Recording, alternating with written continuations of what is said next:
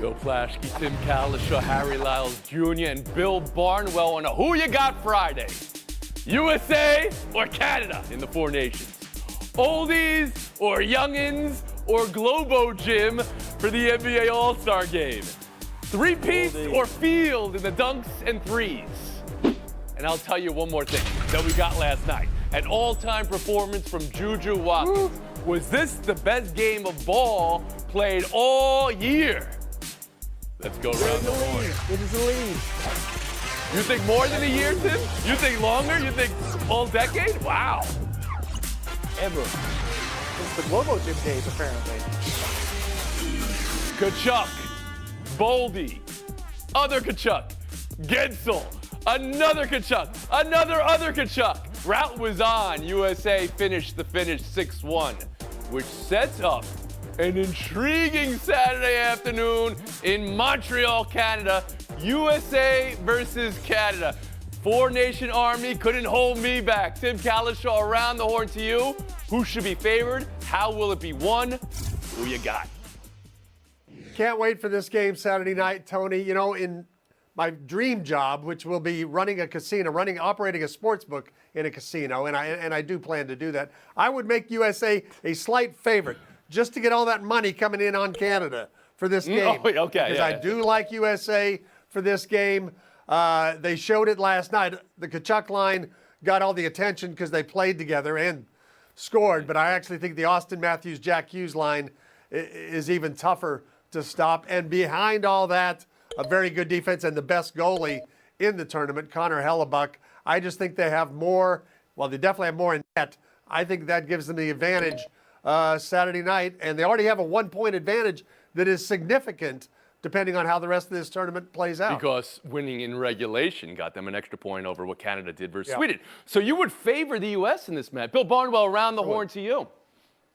I have no aspirations of operating a sports book, but I would also favor the U.S. in this upcoming matchup. And that's because of the concerns you have on the back end for Canada. Shea Theodore out for this tournament after getting injured in the first game. Cale Makar not practicing apparently because of an illness today. He's their best defenseman. And certainly goaltending is a concern for Canada. Jordan Binnington, a little iffy in that first game. Okay in overtime, but a little iffy earlier on in that game. So you have a weaker back end. You have the U.S. finally, after I asked for it yesterday, putting the Kachuk brothers together. That's going to be the line that matches up against that McDavid line. And then you have Austin Matthews playing in Montreal against a bunch of Canadian fans who hate him anyway because he plays for the Maple Leafs. Now he's playing for the U.S. They're going to hate him even more. That's going to be a really fun one to watch. But you think Canada has some trouble on the back end. You never want to have some trouble on the back end. Bill Plaschke, around the horn to you on what you got going into this matchup. Who do you favor? Who you got? USA. Boldy scored. He's 23 years old. He's the youngest player to score an international goal in more than 20 years for USA. Is that right? Wow. The youngest team, the most energetic team. He scored 3 goals in 3 minutes at the start of the third period, plus 15 on scoring chances. And like Bill said, this is Austin Matthews' big moment here. He didn't score in the first game. This is his moment to shine. He needs this moment. The USA needs this more than Canada does. USA is more energetic. They're younger. They're tougher. More energy. You're putting a lot of emphasis on the energy here in what would be the second game of a tournament. Okay, Harry Lyles Jr. around the horn to you. Yeah, Tony, I think before last night's result, I probably would have leaned Canada, but after last night's result and the Kachucking that the USA gave to Finland, I am also going the U.S. here. Obviously, Finland has been dealing with injury, and perhaps you could argue that had something to do with the stretch of the outcome, but this is still a great team that the USA is putting out there, and in particular, when it comes to hockey, I am looking at 2 things. Are you playing defense, which the U.S. arguably has the best defensive group in this tournament, and then also goaltending. They have the best goaltending in this tournament as well. So look, I still look across the other side, and you see Nate McKinnon, you see Sidney Crosby, and you see Connor McDavid. I still feel, based off what I saw last night, I feel good for the U.S. going into It's this a match. feeling. Everybody has the U.S. favored, and I would assume that means you got the USA. Plaschke, USA. Kalishaw. I need some picks here. Harry Lyles Jr. Everybody. Yes, Jingo panel here. Of course we are. 4 for 4. I want us to Right. beat to USA. Yeah. Taking a turn from here, from one to the other. NBA now. Their all-star format. It's new. And here are the lineups. Game 1. Keddy's Youngins versus Charles Internationals. Game 2, Shaq's Oldies versus the winner of Saturday's Rising Stars matchup, or I should say tonight. Game 3 is the winners of the first 2 games, and it's first to 40 in each game. So 3 distinct games. Plaschke, how do you think this will go as far as substitute for the traditional All-Star game, and who you got here? I think it's great, and I'm pumped. This shows like the OGs versus the Rising Stars. I love that. Come on, Kalishaw. Team with me, everybody. But I think the OGs are the ones, they're going to win because they've played together in the Olympics. LeBron, Durant, Jason Tatum, Curry, they've been together. They have a lot to prove as far as in the game. They have to prove that they care. They have to prove that they want to make the NBA work again. I think this All-Star game is going to be it's going to be the best one we've had. This is a perfect You like formula. the format change, It'll be a lot of fun. and you like the energy Love it. of the old team here. Tim Kalishaw, how about you? Come on, Sorry, Timmy. Plaschke, I'm a little more global than you are, a little more worldly. I'm going with the Team Chuck here because you Come got the on, reigning OG. you're the reigning MVP, Jokic. He's won 3 of them, and then you got Shai Gilgeous-Alexander, who's going to win this year, and then you got all this size. It's going to be neat to see what they do with Şengün, with Karl Anthony Towns, with Jokic, with Wembanyama. I mean, that is a monster team. And they got Donovan Mitchell, too, to shoot 3s. So they got everything. Yeah, they had got Donovan too Mitchell much. on the internationals. How'd that come about, I wonder? Well, it's not really an international Well, team. It's just got a lot of international guys. Harry Lyles Jr. Yeah, I'm also going with Chuck's team. Like, if we were putting together a Monstars-esque basketball team, it would literally look like the one that he has put together here. One of the tallest teams and most versatile teams that we have ever seen on the floor. At the same time, like, I don't honestly care whether they win or lose this. I am just looking forward to watching them all play together. Now, as far as the format goes, look, Tony, you've heard me say this before, I don't particularly care whether or not this event is actually competitive or not. I think the NBA All-Star Weekend should be a celebration of all of the diverse talent that they are able to put in together with their product. This is going to be that, but yes, I'm going with Chuck's team for And sure. Bill Because I also got Barnwell? Trae Young too.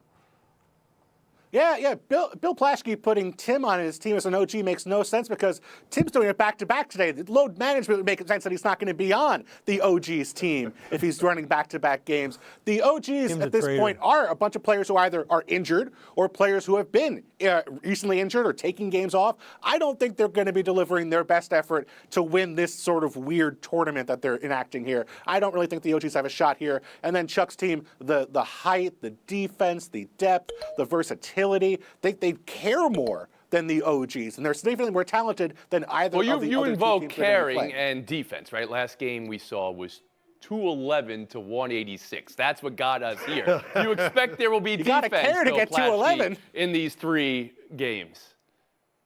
I think they'll play defense at the end, and I think the OGs, because nobody thinks they can win, that's why they have everything to prove. They have the most to prove, and I think they'll be the most inspired to show everybody that OGs are not over the hill. Kalishaw, LeBron's last still word great. on this. He'll show it.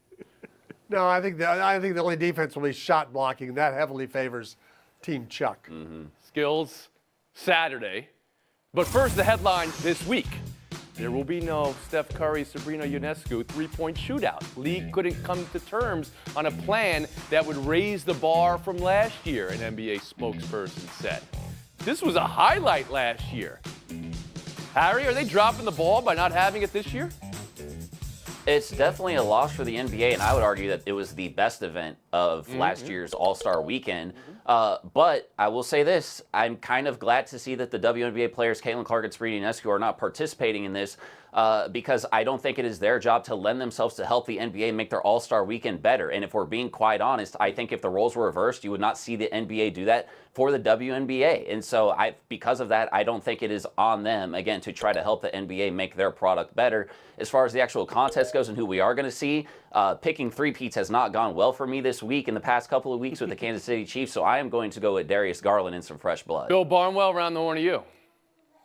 Yeah, what I really wanted to see here in the Bay Area was Steph versus Clay. That would have been the thing 5 years from now, 15 years from now at their home arena, or Steph's home arena at this point, that would have been the moment that would have stuck with us. And now, without Steph involved, without Clay involved, a little disappointing, but I'm going to go for a guy who does play in San Francisco, and that's Buddy Hield, who has won before, came close to winning a second time. It's his home court. He's obviously been good at this competition in the past. He's certainly focusing more on his shooting, specifically, I feel like, than anybody else in this group. There's more versatile players than Buddy Hield in this group, so to me, I'm leaning Buddy Hield. Plaschke.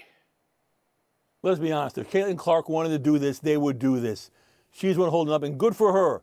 She's standing for the WNBA, like Harry said. Good for her to stand for her league, for her sport. Is that what this was about? I mean, I do feel like, yes, prioritizing your own league is important. There should have been we'll do it for you, you do it for us last summer or this summer going forward. But this also, I mean, raise the bar. I mean, the bar was very high last year, but we're not raising the bar in the three-point and the dunk every year either. We're not worried about that. A little bit of this goes a long way. Offer $2 million, $3 million to Ionescu or Clark or anybody for one night, Plaschke. It's bigger than money. It's about perception. It's about perception. It's about perception. It's more bigger than money. It's about the WNBA coming to its own and saying, we're our own league, we're our own people, we're our own sport, we're the stars. Let them be the stars. Let the men have this weekend. Tim Kalisha. I think it's good. You know, I think Caitlin Clark didn't go because she didn't want to be a sideshow, which the whole league accuses her of being. So she's trying to stick to stick to the script with the WNBA. I'd like to see Steph and Clay against LeBron and Kyrie. Kind of go back to the start of the Warriors versus the Cavaliers 10 years ago when they played 4 years in a row and have some fun with that. I think that would be more entertaining than anything else in the Bay Area. I heard Garland from Lyles, and I heard Hield from Barnwell. Who you have in the three-point, Plaschke? Dame coming home. For three-peat, Kalisha. Bill got that one right. Lillard's going to win the three-point. Well, hold on, dunk. You have to make it to Showdown to enthrall us with your dunk picks. But I'll give some points out for trivia real quick. I love the three-point contest. I'm going to ask you, who won the first ever three-point contest? Larry Bird. Well, okay, pick it up. All right. What is the record for most points in a three-point round? And who has it? 35. Steph Curry. 31, and it's Jason Steph. Capono. All right. And then 19 makes in a row. That is the record by Craig Hodges. Steph I Curry. heard that from Barnwell. We'll take a break. Buy or sell next. You guys scared me there a bit when you didn't have Bird immediately. How do you post Craig Hodges? Welcome back to Around the Horn, coming to you from the Seaport, brought to you by Chase. Game of the night, college basketball delivered. Juju Watkins came out on fire. The three was falling.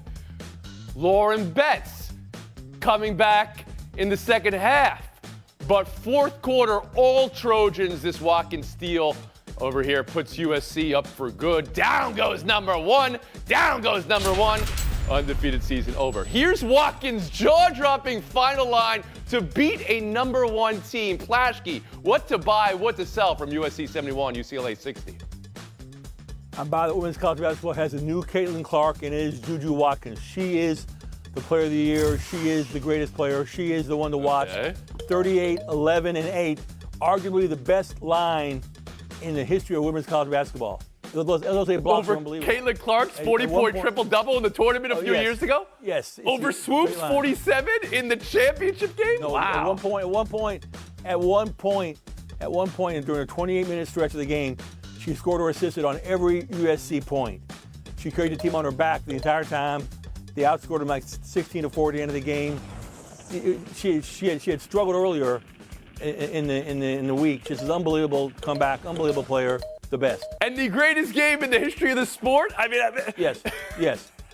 Tim Kalisha, please. Look at the line. Look, I think Bill's right because I picked UCLA yesterday, which was a good choice, by the way. They were winning with 6 minutes to go. Nobody told me Juju Watkins was going to have take this for a baseline: 35 points, 5 rebounds, 5 blocks, 5 assists, 5 threes. No women's players done it this century. No men's college players done it. No NBA player has done it this century. That's because of the blocks and the Three-pointers made. Harry Lyles Jr. will go around the horn to you here. Yeah, Tony, I'm buying that she has leapfrogged herself to be the favorite for the National Player of the Year for reasons both that Bill and Tim have mentioned, but also because she did it against the previously unbeaten UCLA Bruins that had Lauren Betts, who I argue would have been ahead of her at the time. And you could say Hannah Hidalgo, too, because she had won their head-to-head matchup. But to me, the thing that stood out about this was the way that she closed the game. She had more blocks, 5, than UCLA had field goals. They had 2. So we could talk about the scoring and all that type of stuff like that, but a real superstar player does a little bit of everything, and that's how she closed out that game in the fourth Bill quarter. Barnwell. Yeah, Juju Watkins did 2 things here. Really impressed me. From 3, she hit 6 threes in this game for just the 4th time in her college career. This team is not a very prominent three-point shooting team outside of the top 100, shooting threes and accuracy of shooting threes. And they had to do that to beat Lauren Betts. And I mentioned Lauren Betts. Juju had more blocks of Lauren Betts in this game than any team had on Lauren Betts across the entire team in any game in Lauren Betts' college career to this point. You know, a special I performance. will take one little pause here on the next Caitlin Clark, Bill Plaschke. She is the first Juju Watkins, so we can go ahead and say it like that. Her numbers down some ways, a couple ticks, although Kiki Irefin has been a great duo for her. Numbers down a tick, but in this game, she did it all. We'll move on. College game of the weekend. Let's call it the IBOB, Iron Bowl of basketball. Number 1, Auburn, and number 2, Alabama. This is the first SEC 1-2 matchup ever. And the hype and anticipation is boiling over, as evidenced by this Nate Oates quote. We'll see Saturday who's the best team in the country, I guess. Okay, thank you, Coach. Here we go. Let's go around the horn. Who you got and why, Tim Kalishaw? I wonder if he's going to say that when they play at Auburn. Next time. I don't know. No, I think it is Alabama. They went to the Final Four last year. You look at their 7-game winning streak since that loss to Mississippi. The last 6 games, they've had 6 different leading scorers. They score 100 points all the time. They've done it 3 times in the SEC. They're just tough to stop. Harry Lyles Jr. Tony, there have been 2 teams that have been clear-cut better than everybody else in men's college basketball, and it has been Auburn and it has been Duke. And because Auburn has Janai Broome, one of the 2 players in the men's game that is up for the Wooden Award, I am going to take the Tigers. And also, when we look at what these teams do on the basketball court, one thing stands out to me in terms of a discrepancy: turnover rate. Auburn is 7th in the country at protecting the basketball. Alabama is 210th. And because they are also a better shooting team, I think ultimately that's going to help. All right, Auburn, but there's some shade Alabama's way that they're not one of the 2 best teams in college basketball. No. Bill Barnwell, how about you? 2 great offenses, but the one thing Harry did not mention about turnovers, Alabama does not force any. They are 348th in the country in terms of forcing turnovers, steals, blocks from the opposing offense. If Auburn gets all those chances to score as this game goes along, 348. You say that like it's a bad thing. Wow, I didn't even know we got up to 348 teams. Pretty low down there. And Bill Plaschke. No, but Bill, Alabama plays defense better. They rebound better. They defend the three-pointer better. I love Amore. I love Holloway. I love Alabama at home. Also, let's nod to the SEC, the best conference in many, many years. Better than any conference by far. Double better than any conference by far. We saw that in the out-of-conference schedule first. But the number they're going to put up once Selection Sunday comes around is going to be a big one. All right. Tim Kalishaw, Harry Lyles Jr. Valentine's Day starts right now for you guys. Bill Plaschke. Bill. Double billing. Might be the best day of my life. Yeah. Might be the best day of my life. They said I was a diva. They said all I care about was stats. If you're going to get all those things wrong about me, but one thing you can get right, I'm a champion. Eagles Parade had a bit of everything today. Saquon Barkley pulled an Eagles ball boy out of the crowd to join him on the route. Howie Roseman with a forehead gash, reportedly from a flying beer pen. Plaschke, highlight of the Eagles Parade. Saquon Barkley's most impressive carry of the season, picking up that ball boy. That was unbelievable. What's he doing outside the line? He should be over the barrier in the first place. He should have been on with the team. That's a good line, though, Plaschke. I'll give you a point for it. And Barnwell? I got Zoom guy. What office do you work in where people are screaming, "Go Birds, Chiefs suck" behind you every plant you work? You can't feign that you're not at the parade on a Zoom. Come on. Wait a second. Have you been to Philadelphia before? That is every office in Philadelphia screaming that in the workplace. No. I did love that. That was pretty cool. We'll move on. Showdown 2, dunk contest. Here we go. You earned it. And I'll give some points right now, okay? If you tell me who won the first slam dunk contest. Anybody? Julius Erving. Irving is right. Yes. Did I hear Neek? No, that is incorrect, though. And also, who has won the most slam dunk contests? Minor? Nate Robinson is Jordan. the answer there, and that is the bit of history Mac McClung is chasing this year. He's going for 3 straight. No one's ever done that. But 3 is the all-time record as well. Stefan Castle, Mataz Buzelis, Andre Jackson Jr. in the comp. Who you got, Bill? I'm taking the field versus McClung. He said this week, "I've run out of dunks. This is my last contest." When you're thinking about ending the dunk contest, you are already out of the dunk contest. Give me Bill the field. Plaschke? This is all Matt McClung does. This is his whole life. This is his whole career. This is why he's in the NBA. He's going to win because he's got to win. He'll figure out something. He's been working on this for a year. This is his passion. This is his dream. This is his world. It is my passion. It is my dream to see Bill Plaschke take FaceTime right now. Thank you. Happy Valentine's Day, everybody. The sports world is filled with Valentine references. Bobby Valentine, Ellis Valentine, Jordan Love, Kevin Love, Pete Rose, Derrick Rose. But the greatest one of all is Sandy Amorose. 1955 Dodgers made a catch that saved the World Series in Game 7 against the Yankees. A catch and a double play, threw a man out at second base. Sandy Amorose, the greatest Valentine-themed name in sports I'm not history. hearing Amorose? Is that what you're trying to say, Sandy? Yes. Yes. Okay. That's love, Tony. That's love. Yeah, it is. Rod Thorne. Rod Thorne, Josh Hart, Derrick Rose. Okay, good. Happy Valentine's Day. I got one of my Valentines here. Enzo, get over here. Come on, let's do the paper toss together, big man. Let's go. Daddy's got a lot of them. Come on, my man. Let's go. Hit it right at the camera lens. It's a family tradition. Come on, NZ. There it is. Whoa, that was good. Another one. Another one. Offside, yeah. Unbelievable.